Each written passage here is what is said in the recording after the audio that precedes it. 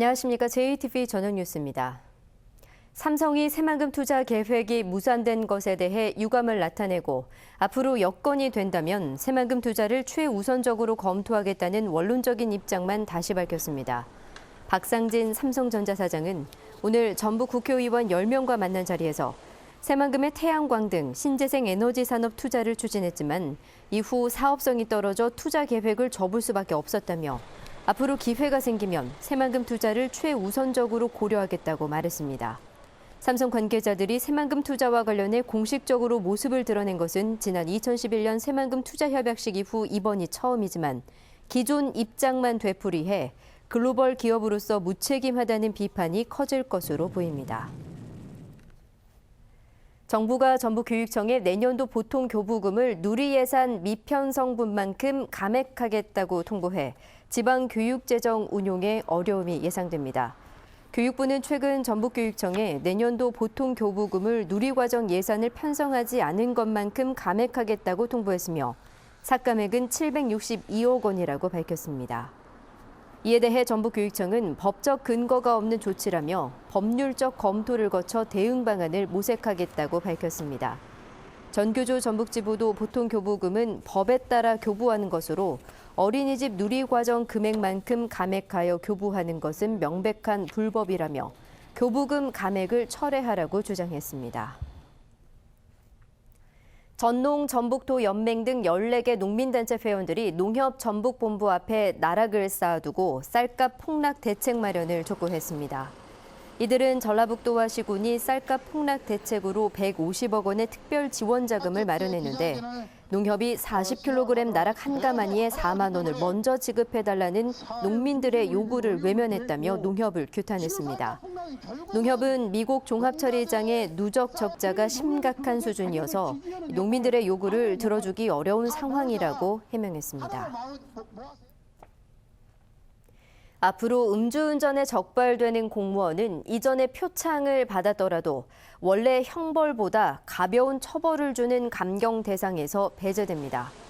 전라북도는 올 들어 10명의 공무원이 음주운전에 적발됐다면서 해당 공무원이 이전에 표창을 받았더라도 인사위원회에서 표창을 인정하지 않고 원래 처벌 수위대로 엄하게 처벌하기로 했습니다. 정부가 출산율을 높이는 시군에게 30억 원의 특별 교부세를 지원하기로 해 다양한 아이디어 개발이 시급해졌습니다. 전라북도는 지역 맞춤형 저출산 대책을 발굴하는 기초자치단체에게 30억 원이 배정되는 만큼 일선 시군과 함께 다양한 저출산 극복 정책을 찾기로 했습니다. 그러나 큰 틀의 국가 정책이 아닌 단순한 기초자치단체 맞춤형 대책으로 저출산 문제를 해결하기가 쉽지 않아 정부의 이번 특별교부세 30억 원 지원이 일회성 행정에 그칠 거라는 우려도 나옵니다. 내년도 지방대학 육성사업 지원 예산으로 709억 원이 확정된 가운데 전라북도가 탄소 분야와 드론 사업 등 신규 사업 인재 육성에 힘쓰기로 했습니다. 전라북도와 전북의 22개 대학들은 탄소 분야 산학 전문 인력을 양성하고 드론 같은 신성장 동력 산업에 적용할 반도체 설계 인력을 양성해 일자리를 늘리기로 합의했습니다. 또 유학생 유치를 지원하고 창의학교를 운영하는 한편 지역사회와 함께 일자리 종합센터를 운영하기로 했습니다. 전라북도가 2023년 새만금 세계 잼버리 대회를 유치하기 위해 오는 26일부터 6박 7일의 일정으로 미국에서 홍보 활동을 펼칩니다. 송하진 도지사 등 9명은 휴스턴에서 열리는 인터아메리카 스카우트 총회에 참여해 34개 나라 인사들에게 새만금을 홍보하고 이어 2019년 세계 스카우트 잼버리가 열릴 웨스트 버지니아를 견학합니다.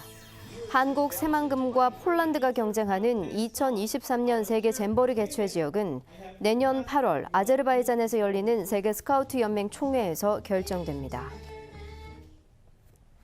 전주시가 전주의 도시 변천 모습을 담은 항공사진을 디지털 방식으로 바꿔 시민들도 이용할 수 있는 방안을 추진합니다.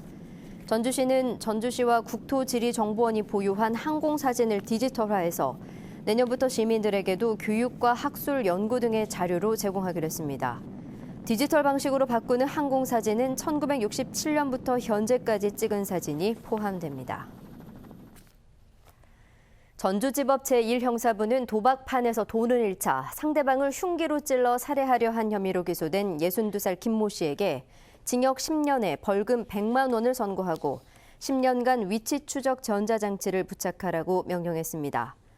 김 씨는 지난 2월 전주시 덕진구의 한 이발소에서 도박을 하다 100만 원을 잃자 돈을 딴 59살 이모 씨를 흉기로 찔러 살해하려 한 혐의로 기소됐습니다. 전주지법 형사 3단독은 전화 금융 사기로 노인들의 돈을 훔친 혐의로 기소된 말레이시아인 30살 A씨에게 징역 2년을 선고했습니다.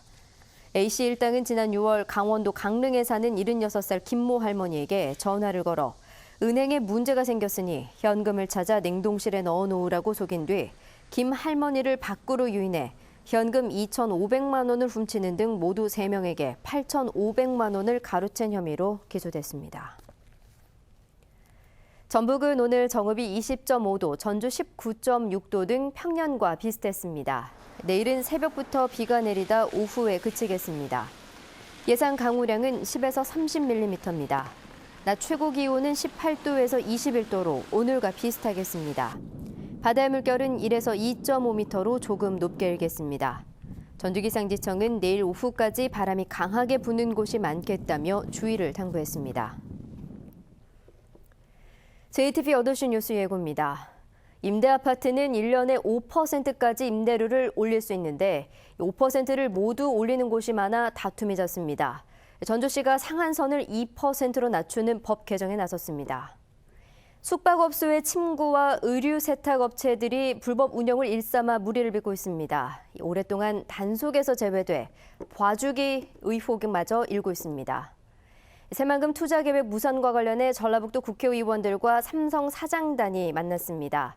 어떤 이야기가 오갔는지 전해드립니다. 쌀값 폭락에 성난 농민들이 농협에 나락을 쌓아두고 시위를 벌였습니다. 이 농민들은 농협이 오히려 쌀값 하락을 부채질한다고 주장했습니다. 자세한 소식은 JTB 8시 뉴스에서 전해드리겠습니다.